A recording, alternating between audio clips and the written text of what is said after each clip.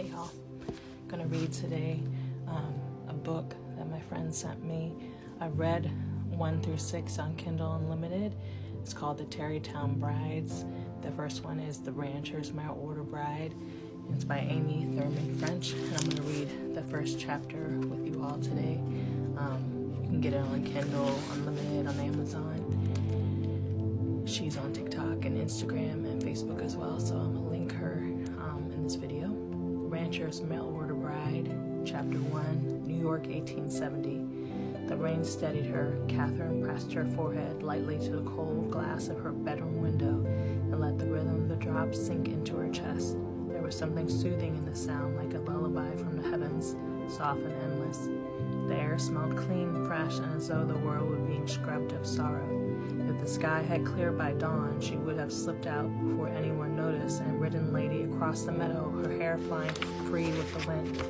But Thomas, her stepfather, would have scolded her again. He never understood how her soul longed for the saddle. To him, a young lady's place was at the piano, fingers on ivory keys, preparing herself for the duties of a wife. She turned from the window and sat her vanity, desperate to hold on to these last few moments before the day claimed her. Her chestnut brown hair fell like a curtain past her shoulders. She lifted a single section, twisting it gently before fastening it with her most treasured possession, a gift her pa had left her after his death. It had belonged to his mother. When Ma had given it to her on her 16th birthday, through the tears she instantly fell in love with it and knew she would keep it always. The detail was immaculate, a beautiful spiral of gold that led into a gold leaf. Lying on the top of the leaf were 3 marquise diamonds that surrounded a round ruby, creating the illusion of a flower. Her fingers lingered on it for a moment as she thought of how precious it was to her, how precious her pa was to her. Papa. She had only been 8 when he died. The memory still came sharp and merciless, the nail, the swelling, the way his strong hands trembled. 15 days from laughter to agony. His jaw had locked so tight that his words broke into whispers. His body stiffened with spasms until each breath seemed torn from him. She remembered clinging to Mama's hands as the doctor shook his head, already defeated.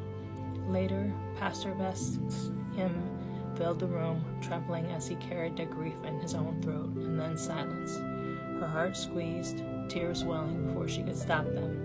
The door creaked, and Minnie slipped inside, her presence as familiar as sunlight. Wool gathering again, she teased, though her smile was gentle.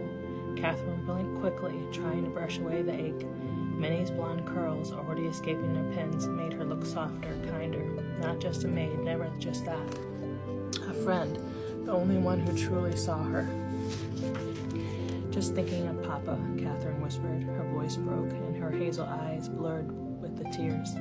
I miss him so much. I know, sweet girl. Minnie's hand was tender as it glided through Catherine's hair, the brush whispering with each stroke, he loved you dearly. Catherine leaned into the comfort, closing her eyes for a breath, but then Minnie turned brisk again.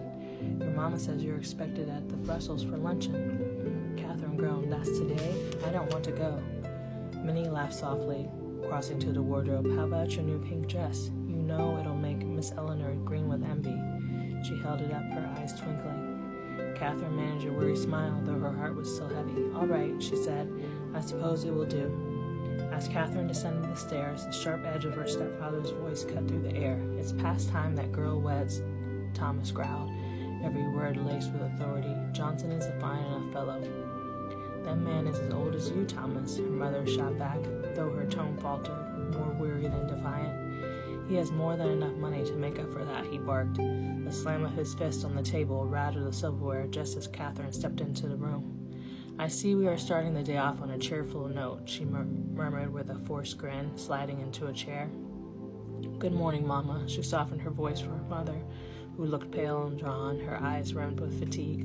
Good morning, Thomas, she added more carefully, bowing her head as she whispered a prayer over her plate. The moment she lifted her eyes, Thomas' gaze pinned her like a hawk fixing on his prey.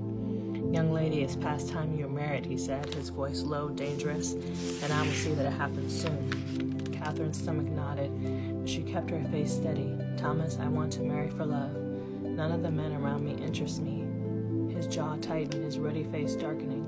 Love, he sneered, the words spat like venom. Do you hear that, Lucy? The girl speaks of love while her future rots away. His glare snapped to her mother, daring her to disagree. Catherine's chest burned with anger, but she swallowed it down. The way he towered over Mama, the way he spoke to her as though she were nothing, it was unbearable. What her mother had ever seen in this man, Catherine could not imagine. Lucy opened her mouth, but her voice trembled. Thomas, she's a beautiful girl. Someone will catch her eye soon enough. We must be patient. The air grew thick with silence as Thomas leaned across the table, his eyes hard and cold. Patience is a luxury we no longer have. His voice dropped into a dangerous whisper. Johnson is willing, and I will not see his offer wasted. With a scrape of his chair, he pushed to his feet, his movements sharp and deliberate. We will discuss this later, he said, though his tone made it sound like a promise of punishment. Then he stalked from the room, each step thudding like a hammer against the floor. Catherine released the breath she hadn't realized she was holding. Her mother reached across the table, fingers trembling as they brushed Catherine's hand. Oh, my dear, I'm afraid he's serious this time. His money, Mama, that's the reason, Catherine said bitterly. He's old enough to be my grandfather. Lucy tried to smile, but it wavered. Don't worry, sweetheart, we'll find a way. But Catherine could see the fear behind her mother's eyes, and fear told the truth more clearly than words ever could. It's the first chapter in the Rancher's Mint or Bride, and on the back it has what it talks about the book. It says in 1870, Montana Territory, widow horse breeder Matthew Crawford longed to give his young son a mother's love. Across the country, Catherine Mansfield dreams of true love but faces an arranged marriage to a man twice her age. Desperate for freedom, she answers a stranger's ad from the frontier, settling into motion a journey of hope, faith, and unexpected love along the way. So this book is on